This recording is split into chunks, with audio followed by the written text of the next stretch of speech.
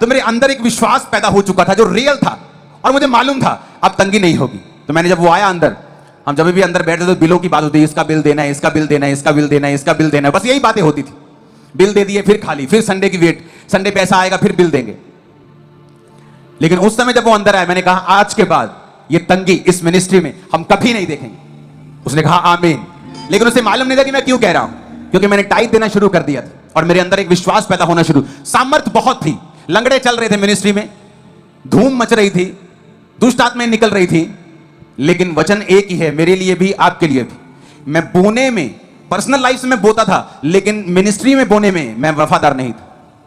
और उसके बाद क्या हुआ, जैसे ही मैंने बोना शुरू किया, अंदर एक फेथ आया और मैंने कहा अब ऐसा कभी नहीं होगा। ऐसा नहीं कि लोग बढ़ गए अगले संडे, कुछ ऐसा नहीं हुआ, सेवकाई वैसी चलती रही।